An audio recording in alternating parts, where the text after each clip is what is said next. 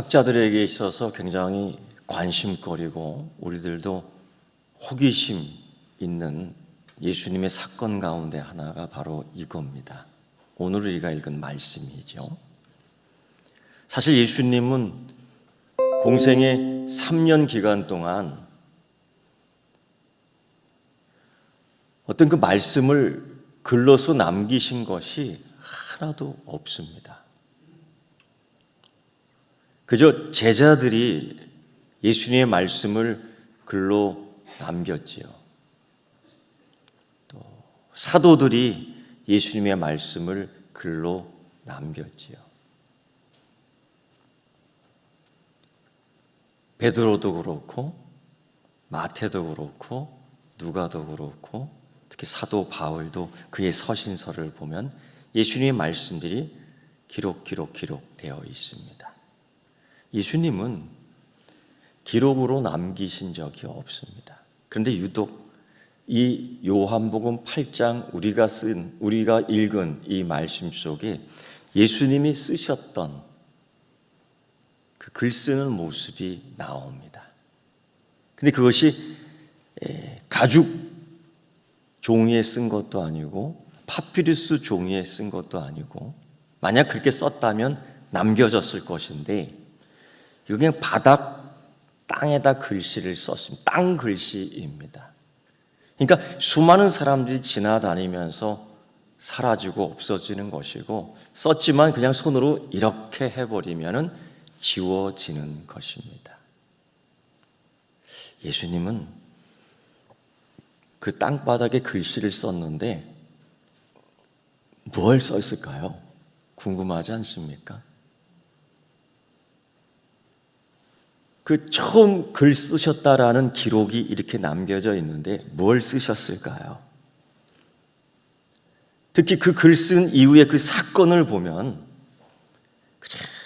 예수님을 공격하는 것들이 계속 오는 겁니다. 그날도 그 기간은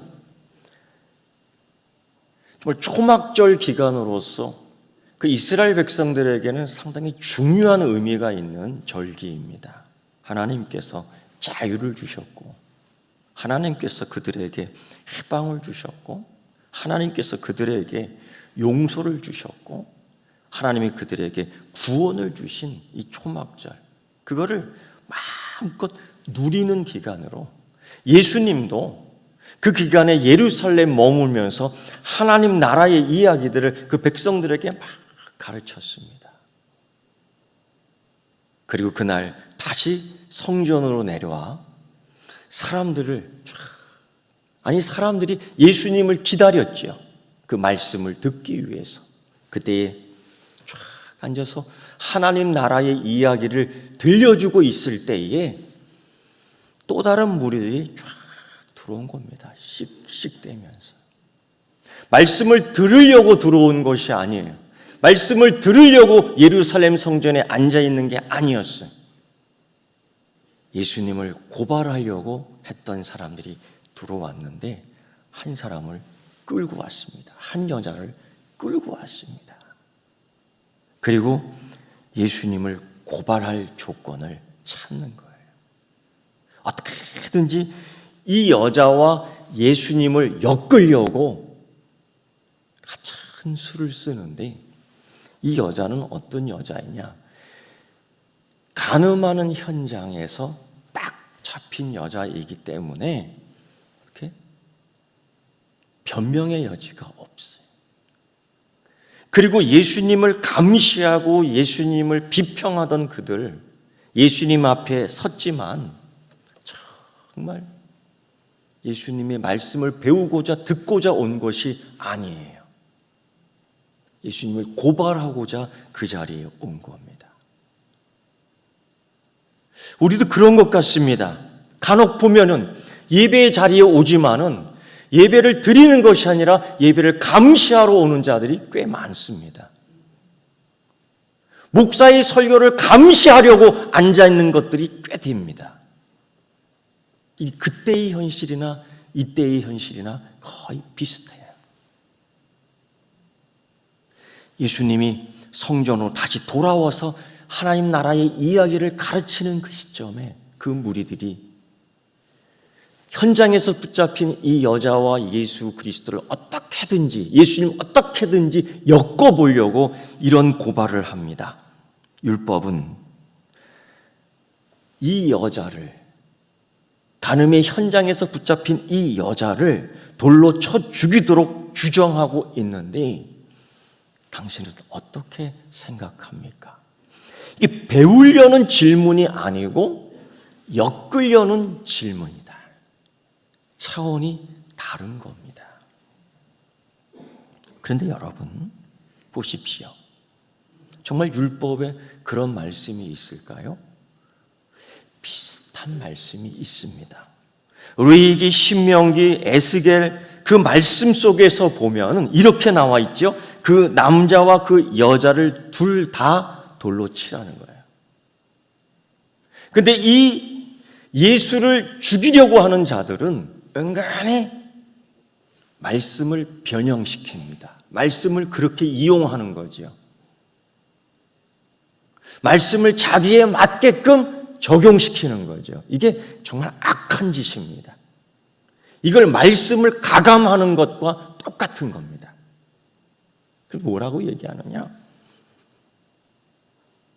율법에 이러한 여자를 돌로 치라 했다. 아니지요. 그 남자와 여자를 돌로 치라고 했지요. 근데 남자를 쫙 뺐어요. 이거는 큰 속임수라는 겁니다. 그리고 이 사건은 예수님께 물을 필요가 없습니다. 현장이니까. 현장에서 직격 처분이니까. 근데 끌고 왔다는 것은 굉장한 작전이 들어간 겁니다. 이걸 알아야 돼요. 그러면서 예수님을 고소하기 위하여 어떻게든지 예수님을 무너뜨리기 위해서 이 가르침의 장소에 들어온 겁니다. 이 사건의 현장 속에 미리와 말씀을 들으려고 했던 자들이 이 사건의 목격자가 되고 또 이 사건 현장에 대해서 피의자가 된 이 여인과 고발하는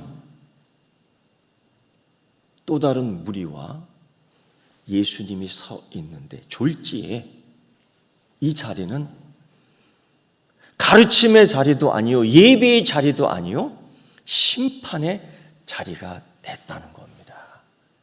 이게 어쩌면 우리의 위기예요. 이 말씀의 장소, 이 예배의 장소에 정말 하나님께 예배하기 위해 오지 아니하고 감시하기 위해 들어오고 판단하기 위해 들어올 때 그 자리는 심판의 자리가 될 수밖에 없는 겁니다. 오늘 예수님께서 계속 그러한 고발과 사람을 죽이려는 억압의 이 환경 속에서 대꾸하지 않고 탁 자리에 앉아 글을 쓰기 시작했다는 겁니다. 과연 무슨 글을 썼을까? 어떤 글을 썼을까? 이게 학자들에게도 굉장한 관심이고 설교를 준비하는 설교자에게도 굉장한 호기심입니다. 여러분 궁금하지 않으십니까? 김 집사님 궁금하지 않으십니까? 뭐라고 쓰실 것 같아요? 이건 상상하는 겁니다.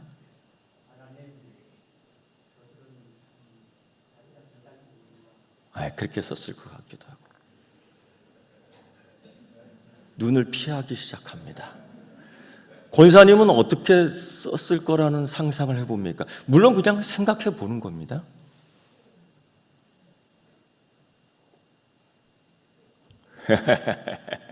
송하는 장님은 뭐라고 쓰셨을 것 같아요?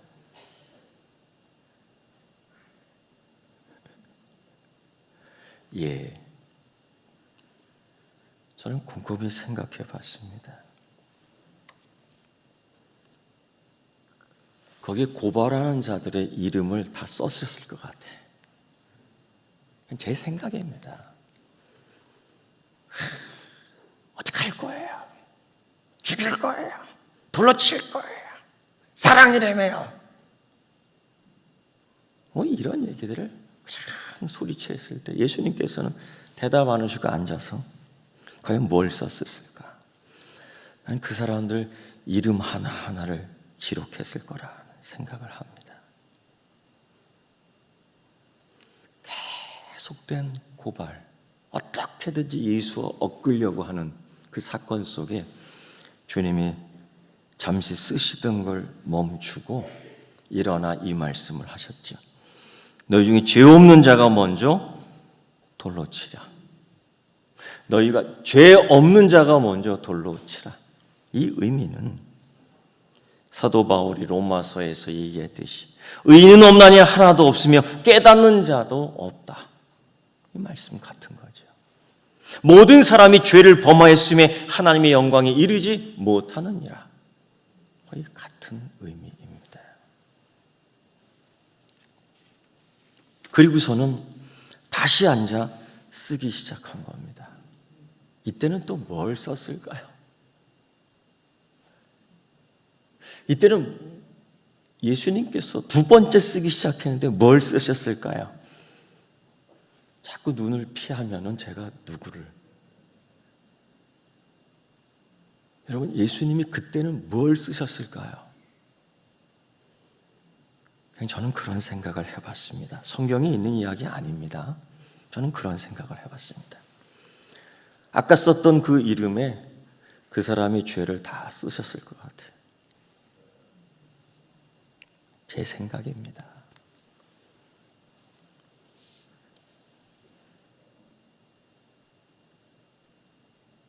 예수님은 계속 쓰셨습니다. 그들이 봤을 거 아니에요? 보이지 않겠습니까? 그때에 요한복음 8장 9절의 말씀을 보면 말씀을 듣고 양심의 가책을 느끼어 어른으로 시작하여 젊은이까지 다 하나씩 다 갔다. 그냥 도망갔다라는 거죠. 예수 그리스도로부터 도망갔다. 그들이 율법을 얘기했지 않습니까? 그들이 그 여인을 향하여 율법을 얘기했지 않습니까? 그들이 예수님을 향해서 율법을 얘기하지 않습니까? 예수님도 그들을 향해서 율법을 이야기했어요. 그들을 향해서 율법을 이야기했습니다. 그들이 다 도망갔습니다. 너희들이 율법을 이야기하면 나도 율법을 이야기할 거야. 예수님은 율법을 이야기했어요. 결국 율법을 쓰신 거죠.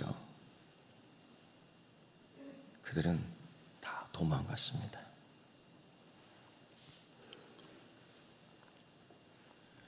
그런데 그 현장, 그 사건의 그 시간 속에서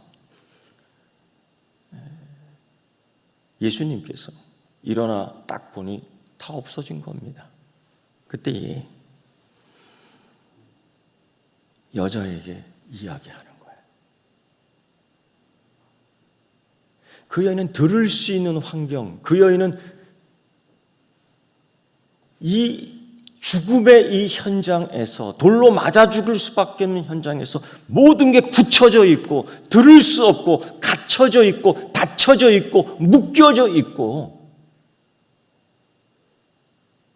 그러니까 억압과 살인과 음모와 술수로 꽉 묶어져 있는 사단의 세력에 붙잡혀 있는 거예요. 사단의 함정에 붙잡혀 있는 거죠. 그리고 사단으로 고발 고소하는 그 습관을 가진 자들이 그를 계속해서 죽이려고 할 때에 예수님은 그들을 물리치시고 이렇게 묻는 거예요. 여자여, 하는 인격체로 불러주는 거예요. 여자여, 상당히 존중해주는 창녀야라고 얘기하지 않습니까? 미친년 하고 얘기하지 않습니다. 여자여, 존중하며 불러줍니다. 확 깨는 호칭이지요. 그리고 상황을 이야기하고 상황을 질문합니다. 그들이 어디 있느냐? 너를 고발하는 자들이 어디 있느냐? 그 질문을 할 때 이 여자는 딱 그것만 얘기해요. 없습니다. 어디 있느냐라는 질문 속에 또 다른 대답할 수 있을 겁니다. 그들이 함정을 파놨어요. 어디 있느냐 했을 때 또 다른 대답할 수 있는 가능성이 얼마나 있는지. 저는 그렇게 학대를 당했습니다. 그게 아니고요. 예수님이 원하는 대답은 그것만 얘기하라는 겁니다.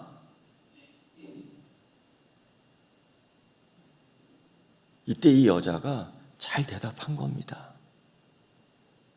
요한복음 또 다른 여인이 나옵니다. 사마리아 여인입니다.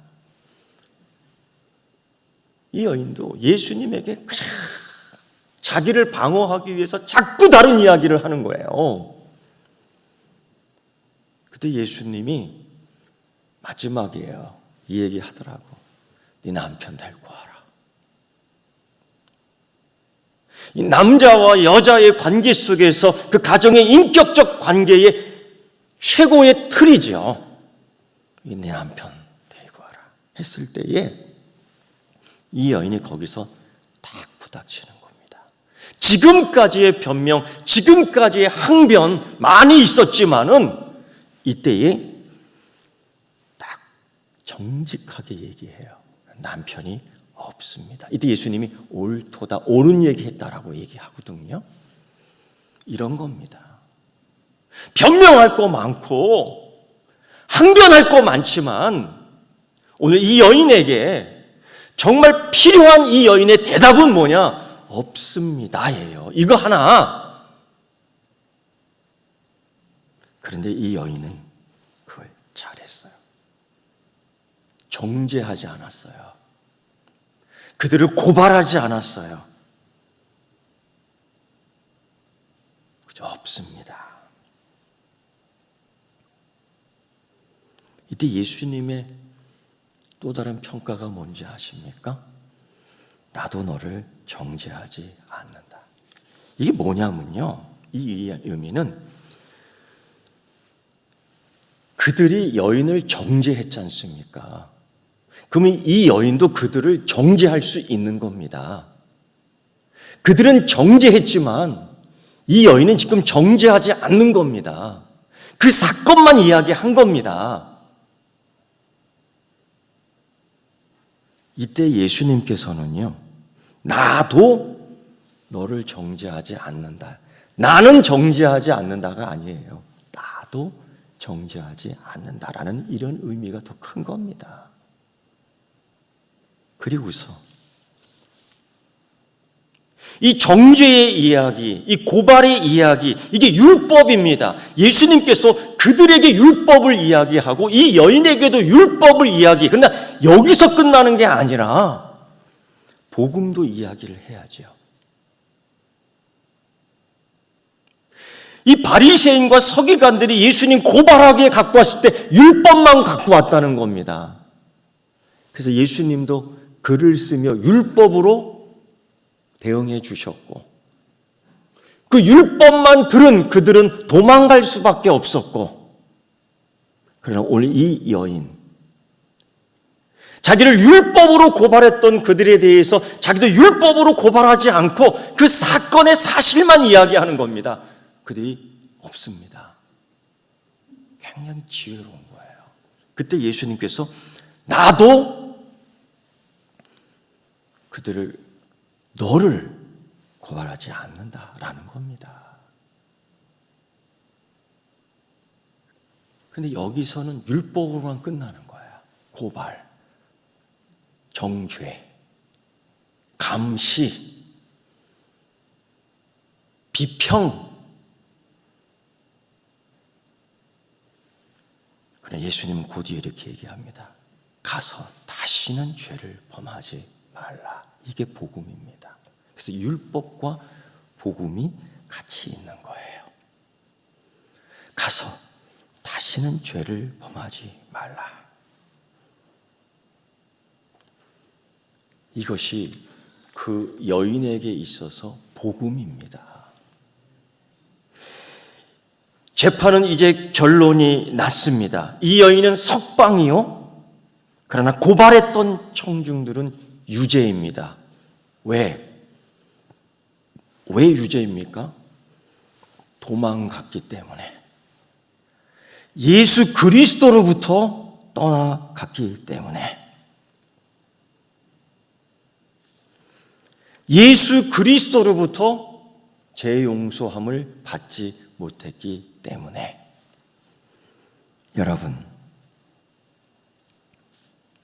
지금 한국교회와 서귀포교회는 세상으로부터 많은 고발을 당합니다. 일찍 한국교회의 공공성은 이미 사라졌기에 거기에 대한 지탄을 받는 건 사실입니다. 이럴 때에 우리 교회는 어떤 모습으로 어디에 가까이 있어야 될까? 예수 그리스도입니다. 무작정 사랑이 아니고 무작정 은혜가 아니고 이제 이 문제를 해결할 수 있는 율법과 복음이 같이 있는 교회를 되살려 놔야 되는 겁니다. 가서 다시는 죄를 범하지 말라 하는 율법과 복음의 예수님 말씀이 이제 한국 교회에 다시 있어야 될 것이고 우리 서귀포 교회 또한 충만해야 될 줄 믿습니다. 여러분, 이런 위기 속에서 이런 교회 상황을 우리는 직시하며 우리는 다시금 어떻게 예수님 앞에 설 것인가를 계속 성찰해야 될 때가 되었습니다. 그리고 세상과 구별해야 되는 것은 물론이거니와 이제는 고발당하는 것이 아니라 그 사회와 그 나라와 그 민족을 향하여 공공성을 갖고 있는 교회로 다시금 탄생해야 됩니다. 그것이 우리 한국교회의 숙제이기도 하고 우리 서귀포교회의 큰 숙제입니다. 이 숙제를 예수님 앞에서 해결하는 율법과 복음을 가질 수 있는 여러분 되기를 축원합니다. 기도하겠습니다. 하나님 아버지, 우리가 무엇이가 내 자녀 삼아 주시고 불러주셨습니까?